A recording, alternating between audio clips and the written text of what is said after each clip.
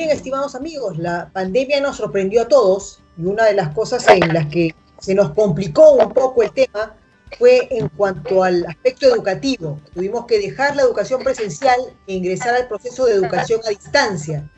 Entonces, justamente por eso queríamos un poco conversar sobre las pautas para los niños a efecto de que puedan manejar esta educación a distancia y este confinamiento de la mejor manera. Y creo que hemos encontrado a la persona ideal para poder absolver estas dudas.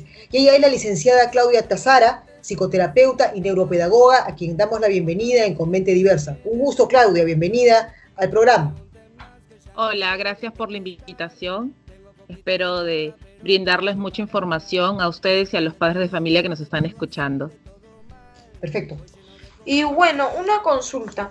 ¿Qué cambios emocionales se evidencian en los niños con esta nueva modalidad de educación?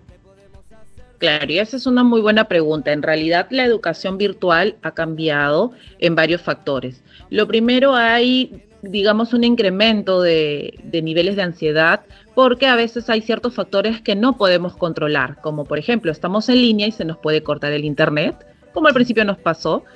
Puede ser que no nos escuche la otra persona, puede ser que a nosotros no nos escuche, puede ser que estamos hablando y que por ahí alguien en nuestras casas nos interrumpa. Y en ciertas edades ese tipo de interrupciones puede crear ciertas vergüenzas nos puede dar vergüenza en cierta forma con nuestros amigos. Pueden haber incluso que no llegue a tiempo las tareas o que nosotros tenemos que estar mandando tareas, tomando fotos, que tiene que tener, digamos, otras estrategias que no estamos acostumbrados. Entonces, al inicio como que muchos niños, muchos adolescentes, como que les costaba adecuarse a este ritmo, y siento que aún todavía se están adecuando, pero hay cosas también importantes, ¿no? Que hay un recordatorio que puedes tener vía virtual, que puedes organizarte, digamos, teniendo una estrategia mensual, semanal, puedes pactar con tus profesores, por ejemplo, reuniones virtuales después para que te puedan, digamos, dar algunos tips o algo de ciertas materias, ¿no? Entonces, emocionalmente hay un poquito de incremento, sí, en algunas estrategias, pero si es que tú la conversas, si es que pides un apoyo, digamos, con tus profesores, con tus padres o alguien que te pueda orientar, podríamos disminuir, ¿no?, este tipo de malestares que a veces pueden suceder cuando tenemos clases virtuales, ¿no? Y una pregunta, ¿esta metodología no se contradice con estudios que sugieren la limitación de uso de tecnología en niños más pequeños? Exacto. Al inicio el Ministerio de Educación sacó cierta regulación para que las personas a ciertas edades tengan límites, digamos, en las pantallas, ¿no? Esto tengo entendido que cuando de 0 a 5 o 6 años era 1 hora, de 6 a 7 horas y media, y más grandes creo que eran 2 bloques de 45 minutos. Efectivamente, es importante cuidar sobre todo estas indicaciones de hacer espacios o pausas, digamos, para los niños, porque suelen cargarse digamos, emocionalmente, incomodidad de estar todo el día sentado frente a una pantalla. Entonces es importante que se pueda prever eso, ¿no? Si nosotros estamos notando que nuestros hijos o sentimos ciertos cansancios o notamos cierta fatiga que nos impide, aprender o nos desconecta, digamos, de lo que estamos viendo en las pantallas, es importante comunicarlo, ¿no? Porque en realidad esto es algo nuevo para todos. Entonces siento que todos nos estamos acomodando, todos nos estamos regulando a estos cambios. Entonces es importante comunicar para buscar soluciones, que es algo que siempre le digo a mis alumnos o siempre le digo a mis chicos que trabajo en terapia, ¿no? Todas las cosas que uno va pasando, va comunicando para buscar estrategias y de esta manera acomodarnos, porque es algo que todos estamos haciendo, es nuevo, contra la marcha, ¿no? Claro, es muy cierto lo que tú dices, Claudia. Yo conversaba con algunos amigos que incluso tienen hijos con problemas de déficit de atención, por ejemplo, y me hacían mención a la gran cantidad de horas que muchas veces pasan frente a la pantalla y que además esto se combina con tareas que le dejan en casa. Entonces, era una locura para ellos, ¿no? Porque no sabían cómo mantener la concentración y la atención en los chicos en algunas circunstancias, ¿no? Exacto, y además es el hecho de, lo que siempre recomiendo es que aprendamos los padres y los hijos a corregularnos. Es que como padres tenemos que aprender a regularnos, porque eso es la manera que vamos a enseñar a nuestros hijos, tanto para padres, hijos, maestros y en general para todos. Es algo nuevo y nos está costando. Algo que siempre les digo es aprender a elegir tus batallas. Ha cambiado mucho la dinámica familiar para todos Si antes teníamos ciertas rutinas o ciertas cosas que lográbamos, tal vez ahorita con esta cuarentena va a ser un poco complicado lograr al 100%, porque las cosas han cambiado. Nuestros hijos no están saliendo, no tienen este desgaste físico que antes tenían en los talleres, ir al parque, o qué sé yo, camino al colegio, muchas cosas. Entonces, hay personas un poco, digamos, más irritadas, más frustradas, no saben manejar sus emociones. Tal vez los adultos podamos decirlas, podamos manejarlas, pero los niños tal vez no. Muchas veces las emociones las sientes de golpe y lo único que va a salir hacia otra persona o al externo son las acciones, es decir, irritabilidad, molestia, rabietas, desgano, sueños cortos, muchas cosas vamos a poder observar, pero en el fondo hay una emoción que nos está diciendo, en el fondo hay una emoción que no se está trabajando. Entonces es importante como padres ayudar a regular eso. ¿Cómo? Bajemos nuestras expectativas un poquito, o sea, no pensemos qué cosas realmente sí son necesarias y qué cosas por esto no vamos a, digamos, a lidiar dependiendo de la edad de mi hijo, ¿no? Hay cosas que podemos un poco ceder, también entender. Otro es ser empáticos con lo que está sintiendo, ser empáticos con lo que está viviendo. Tal vez nosotros nos podemos acostumbrar en cierta forma porque podemos tener algunas herramientas, pero nuestros hijos pequeños no.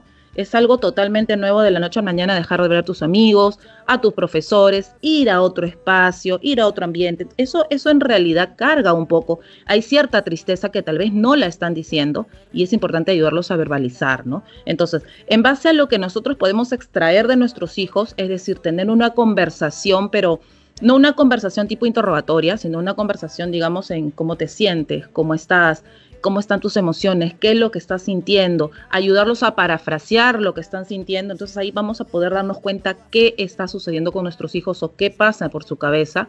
Pueden ser muchas cosas y en base a eso pues ayudarlos, digamos, a darle algunas estrategias de ayuda, ¿no? Eso va a depender de cada familia. Y una pregunta, ¿consideras que Zoom, Skype, etcétera, son herramientas que han permitido la socialización o no? Mira, en realidad esto va a depender de la manera como lo van a trabajar y cómo lo van a enfocar en familia. Personalmente yo no estaba acostumbrada a utilizar Zoom, Skype, y creo que muchas personas no estaban tan acostumbradas, hay algunos que sí, pero sin embargo la necesidad hace que tú te adecues a ciertas cosas. Incluso hay personas, y conozco gente, que se ha podido reencontrar con personas que no se veían, que están lejanas o que por el tiempo no se han podido reencontrar, y bueno, sí lo han podido hacer.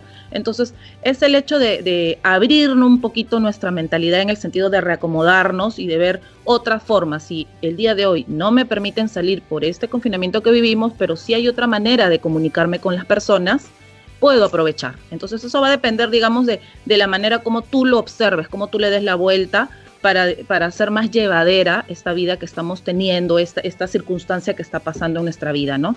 Entonces, en realidad, si hay algunas personas, conozco a niños que se conectan ciertas horas en las tardes para jugar, conversar. Hay niñitas, tengo alumnitas que se juntan y con sus muñecas y juegan con la pantalla. Y de verdad es algo nuevo para ellas. Y tienen el momento de pasarla con su amiga y están explorando una nueva, o están viviendo una nueva experiencia, ¿no? De contacto, digamos, virtual. Y una pregunta, ¿qué consecuencias pueden generar el encierro debido por la pandemia en los niños? Claro. A ver, acá hay varias cosas que se tienen que trabajar. Hay dos fenómenos o dos tipos de cosas que podemos vivenciar. Hay personas que se han acostumbrado, digamos, a este encierro en el sentido que han cambiado sus rutinas, han cambiado sus hábitos y se sienten cómodas. No tienen temor al salir, usan sus protecciones y todo eso. Pero sin embargo, hay otro grupo de personas que sí sienten un poco de temor, de ansiedad, de miedo excesivo solo con la idea de salir. Algunos lo llaman el síndrome de la cabaña, que últimamente se ha estado hablando bastante. Este síndrome habla, o este fenómeno habla acerca de aquellas personas que tienen un miedo excesivo al salir. Llámense niños, adolescentes, adultos, personas con personas que tienden a ser sumamente ansiosas o depresivas, puede estar siendo afectadas.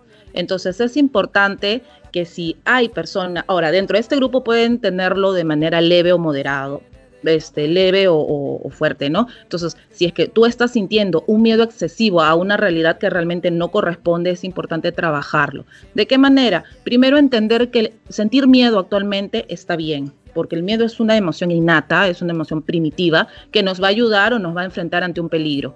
Cuando uno tiene miedo, tiene dos opciones, o lo enfrento o huyo. Pero tener un miedo durante mucho tiempo prolongado en tu vida, eso es lo que puede tener o puede ocasionar que tú tengas más adelante problemas, digamos, como ansiedades, depresiones o algo más que desencadene.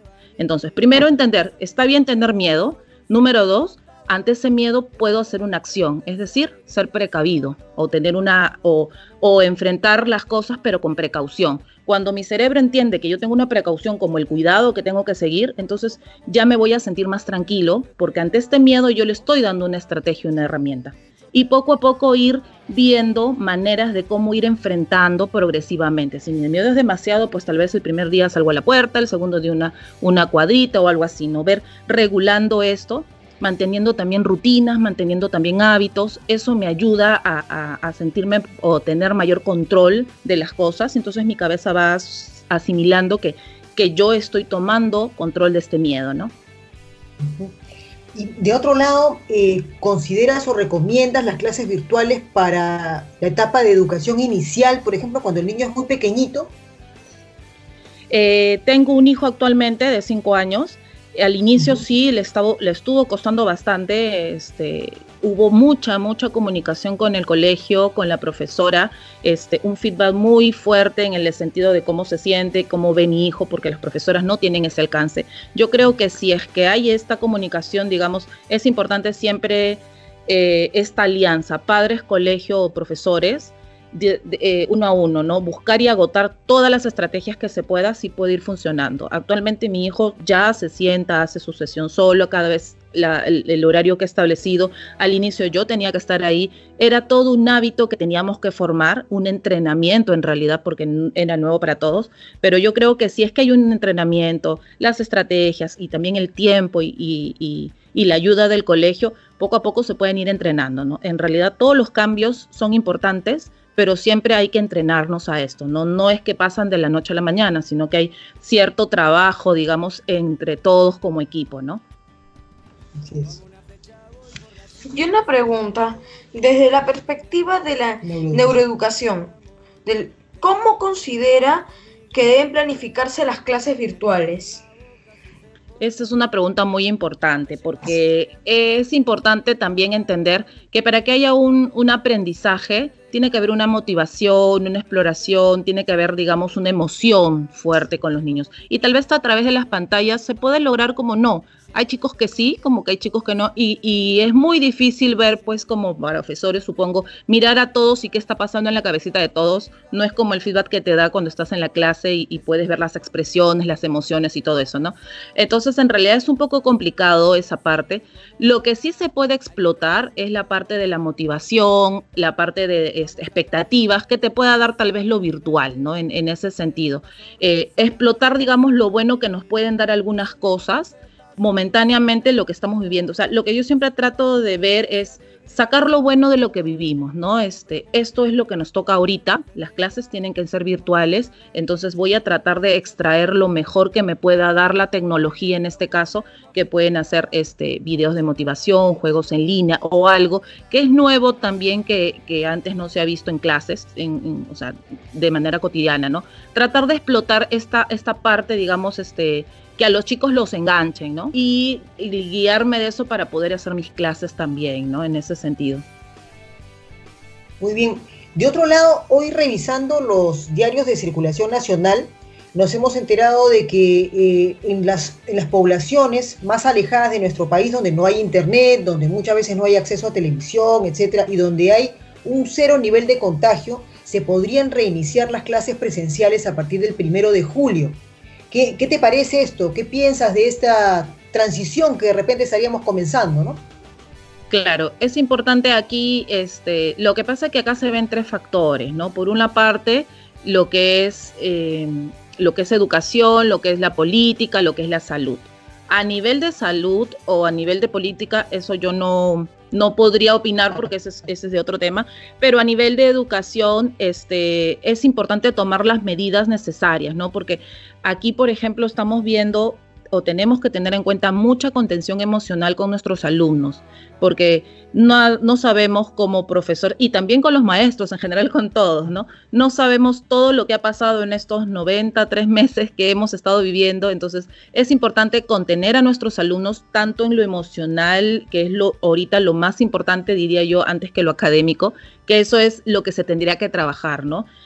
Incluso también a los profesores, porque en realidad es una carga muy grande el hecho de hacer clases virtuales, o sea, todos nos estamos acomodando. Entonces, para todo este trabajo se tiene que hacer lo grueso, digamos, el apoyo emocional tanto a los profesores, a los alumnos y a las familias, ¿no? Que eso es lo que sería importante. Y claro, tomando las medidas que nos diga el gobierno y las medidas de prevención que tenemos que acatar todos, ¿no?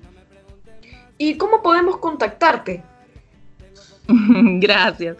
Me pueden ubicar por mis redes sociales. Yo estoy como Claudia Tazara con doble S. Claudia Tazara, psicoterapeuta. En Facebook, Instagram o mi canal de YouTube. Magnífico, Claudia. Realmente que una explicación sumamente precisa y sumamente clara, que creo que va a servir mucho a los padres de familia que están pasando, como tú bien lo señalas, por una situación nueva, ¿no? Y sobre la cual hay que tratar de sacar lo mejor, ¿no? Siempre tratar de ver las cosas con un sentido positivo, y si, como bien lo señalas, hay algo que de repente faltó, bueno, tenemos tiempo para recuperarlo. Lo principal es el aspecto emocional, ¿no? Y como siempre digo, ¿no? Como un mensaje final, siempre es cuidarme para cuidar. Como padres tenemos que ser los primeros en cuidarnos, cuidar nuestra salud emocional, cuidarnos nosotros, para poder brindar estas estrategias a nuestros hijos, poder ver bien qué está sucediendo, poder ayudarlos, orientarlos. Si yo no estoy, digamos, bien en este aspecto, pues obviamente no voy a poder ayudar a mi hijo, ¿no? Entonces es importante cuidarme para cuidar. Y lo importante también es que tenemos que ser correguladores, tanto nosotros para poder ayudar a nuestros hijos en general, ¿no? Muy bien, querida Claudia, nos quedamos con esta frase, cuidarme para cuidar. Ha sido un gusto tenerte, realmente hemos estado con la licenciada Claudia Tazara, psicoterapeuta y neuropedagoga, quien ha estado con nosotros en Con Mente Diversa. Nos vamos a una pausa. Sí, nos vamos a una pausa comercial. Esto es Con Mente Diversa. Un espacio donde conviven las diferencias. En Radio Santa Rosa. Buenas nuevas en tu vida.